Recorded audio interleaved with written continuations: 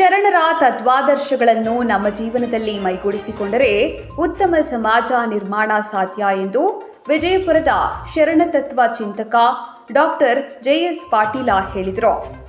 ಸಿಂದಗಿ ತಾಲೂಕಿನ ಹಿಕ್ಕಣಗುತ್ತಿ ಗ್ರಾಮದ ಲಿಂಗಾಯತ ಮಹಾಮಠದಲ್ಲಿ ಹುಣ್ಣಿಮೆಯ ಪ್ರಯುಕ್ತ ಬುಧವಾರ ಹಮ್ಮಿಕೊಂಡ 7ನೆಯ ಮಾಸಿಕ ಶಿವಾನುಭವ ಕಾರ್ಯಕ್ರಮ, ಶಿವಶರಣ ಹೂಗಾರ ಮಾದಯ್ಯ ಜಯಂತಿ, ಪ್ರವಚನ ಪಿತಾಮಹ ಜಗದ್ಗುರು ಲಿಂಗಾನಂದ ಮಹಾಸ್ವಾಮಿಗಳ ಜಯಂತಿ, ರಾಷ್ಟ್ರೀಯ ಬಸವದಳ ಸಂಸ್ಥಾಪನಾ ದಿನ, ಶರಣ ದಿವಂಗತ ಡಾಕ್ಟರ್ ಎಂಎಂ ಕಲಬುರ್ಗಿ ಅವರ ಸ್ಮರಣೋತ್ಸವ ಕಾರ್ಯಕ್ರಮದಲ್ಲಿ ಭಾಗವಹಿಸಿ ಮಾತನಾಡಿದ ಅವರು, ಲಿಂಗಾಯತ ಮಹಾಮಠದಿಂದ ಗ್ರಾಮೀಣ ಭಾಗದಲ್ಲಿ ಶರಣರ ತತ್ವ ಆದರ್ಶಗಳನ್ನು ಪ್ರಚಾರ ಮಾಡಲಾಗುತ್ತಿರುವುದು ಹೆಮ್ಮೆಯ ಸಂಗತಿ. ಭಾಗವಹಿಸಿದ ಜನರು ಶರಣರ ತತ್ವಗಳನ್ನು ತಮ್ಮ ಜೀವನದಲ್ಲಿ ಅಳವಡಿಸಿಕೊಳ್ಳುತ್ತಾರೆ. ಇದರಿಂದ ಸಮಾಜದಲ್ಲಿ ಉತ್ತಮ ವಾತಾವರಣ ಮೂಡಿಸುವುದರಲ್ಲಿ ಸಂದೇಹವಿಲ್ಲ ಎಂದರು. ಈ ವೇಳೆ ಪತ್ರಕರ್ತ ಮಹಾಂತೇಶ ನೂಲಾನವರ ಹಾಗೂ ವಿಜಯವಾಣಿ ಪತ್ರಕರ್ತ ಮಲ್ಲಿಕಾರ್ಜುನ ಕೆಂಬಾವಿ, ಸಮಾಜ ಸೇವಕ ಚಂದ್ರಶೇಖರ ಕೆಂಬಾವಿ, ಕಾಂಗ್ರೆಸ್ ಪಕ್ಷದ ಗ್ಯಾರಂಟಿ ಯೋಜನೆಯ ಸದಸ್ಯರಾದ ಸುನಂದ ಎಂಪುರೆ, ಶರಣಬಸಪ್ಪ ಗಂಗಶೆಟ್ಟಿ, ಕಾಶಿನಾಥ ಸೇರಿದಂತೆ ಅನೇಕರಿಗೆ ಬಸವ ಶ್ರೀರಕ್ಷೆ ನೀಡಿ ಸನ್ಮಾನಿಸಿ ಗೌರವಿಸಲಾಯಿತು. ಚಿಂಚೋಳಿಯ ಶ್ರೀ ಕಲ್ಲಾಲಿಂಗೇಶ್ವರ ಮಠದ ಶರಣಬಸವ ಶರಣರು ಸಾನ್ನಿಧ್ಯ ವಹಿಸಿದ್ದರು. ಕರ್ನಾಟಕ ಕಾರ್ಯನಿರತ ಪತ್ರಕರ್ತರ ಸಂಘದ ತಾಲೂಕು ಅಧ್ಯಕ್ಷ ಆನಂದ ಶಾಬಾದಿ, ಜಗದೀಶ ಕಲಬುರ್ಗಿ ಸೇರಿದಂತೆ ಶ್ರೀಮಠದ ಭಕ್ತರು, ಗ್ರಾಮಸ್ಥರು, ವಿವಿಧ ಸಮಾಜದ ಮುಖಂಡರು ಉಪಸ್ಥಿತರಿದ್ದರು. ವರದಿ ಮಲ್ಲು ಬಗಲೂರ.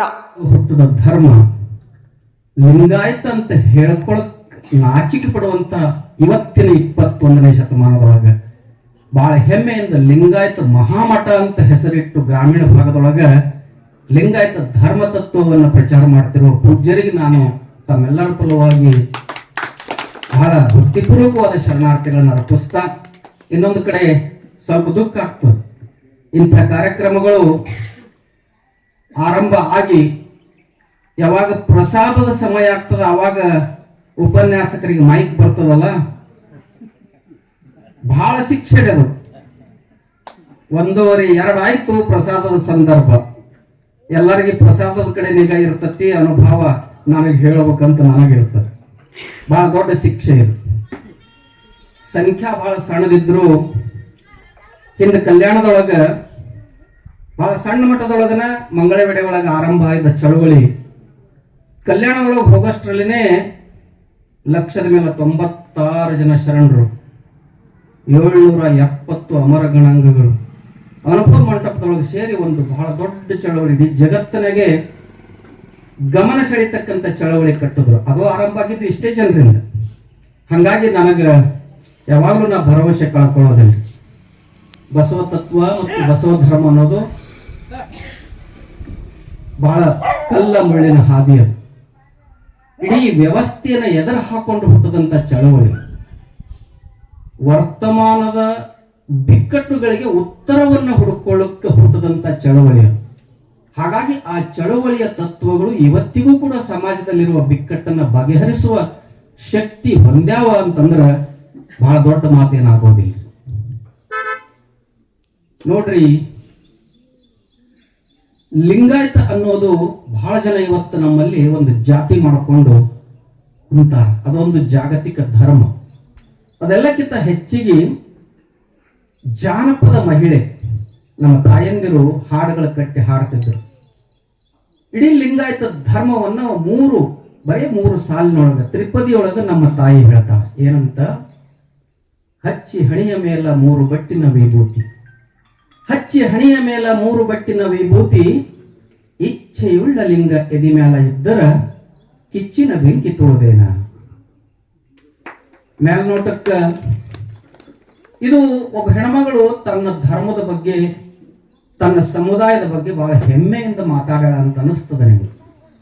ಆದ್ರೆ ಈ ಧರ್ಮ, ಈ ಸಮುದಾಯ ಹೆಂಗ್ ಹುಟ್ಟುತ್ರಿ ತಾವೆಲ್ಲ ವಿಚಾರ ಮಾಡಬೇಕು.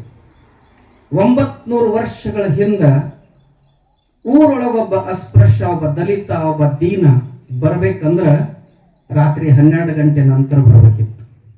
ಹೆಂಗ್ ಬರ್ಬೇಕಿತ್ರಿ? ಕೊಳ್ಳಿಗೆ ಮಡಕಿ ಬೆನ್ನಿಗೆ ಬಾರ್ಗಿ ಕಟ್ಕೊಂಡು ಬರ್ಬೇಕಿತ್ತು. ಯಾಕೆ ಹಂಗಿತ್ತು? ಅವನಿಗೆ ಏನಾರ ಉಗುಳು ಬಂದ್ರೆ ಊರಾಗ ಉಗುಳಬಾರ್ದು, ಆ ಮಡಕಿ ಒಳಗ ಉಗುಳ್ಬೇಕು. ಮತ್ತ ಅವನ ಹೆಜ್ಜೆ ಊರಾಗ ಮೂಡಬಾರ್ದು, ಅದು ಬಾರ್ಗಿ ಅಳಕಿಸ್ಕೊಂತ ಹೋಗ್ಬೇಕು. ಇಂಥ ಒಂದು ಅಮಾನುಷವಾದಂಥ ಸಂದರ್ಭದೊಳಗ ಅಂಥ ವ್ಯವಸ್ಥೆ ಇದ್ದಾಗ ಶರಣರ ಕಲ್ಯಾಣದೊಳಗ ಚಳವಳಿ ಕಟ್ಟಿ ಆ ಏನು ಕೊರಳಾಗ ಮಡಕಿ ಬೆನ್ನಿಗೆ ಕೊರಕಿ ಕಟ್ಟಿಕೊಂಡಿದ್ರಲ್ರಿ, ಅವರೆಲ್ಲರಿಗೆ ಕರೆದ ಲಿಂಗವನ್ನ ಕಟ್ಟುತ್ತಾರ. ನಾವಿವತ್ತು ಊರೊಳಗೆ ಕೂತು ಬಹಳ ದೊಡ್ಡ ಜಾತಿಯವ್ರಂತ ಹೇಳ್ಕೊತಿದ್ದೀವಿ. 900 ವರ್ಷ ಹಿಂದೆ ನಾವೇನಿದ್ದೀವಿ ಅನ್ನೋದು ಆತ್ಮಾವಲೋಕನ ಮಾಡ್ಕೋಬೇಕು. ಅಂತ ಒಂದು ಧರ್ಮ ಯಾಕೆ ಹುಟ್ಟಿತು ಚಳವಳಿ ರೂಪದಾಗ ಅನ್ನೋದೇ ಈ ಮಹಿಳೆ ತನ್ನ 3 ಸಾಲುಗಳೊಳಗೆ ಹೇಳ್ತಾ. ಹಚ್ಚಿ ಹಣಿಯ ಮೇಲೆ 3 ಬಟ್ಟಿನ ವಿಭೂತಿ. ಇಡೀ ಲಿಂಗಾಯತ ಧರ್ಮಕ್ಕೆ ತನ್ನದೇ ಆದಂತ ಒಂದು ಸಾಂಸ್ಥಿಕ ಸ್ವರೂಪ, ಒಂದು ಸಂಸ್ಥೆಯ ರೂಪದಲ್ಲಿ ಆ ಧರ್ಮ ಕೆಲಸ ಮಾಡುತ್ತೆ.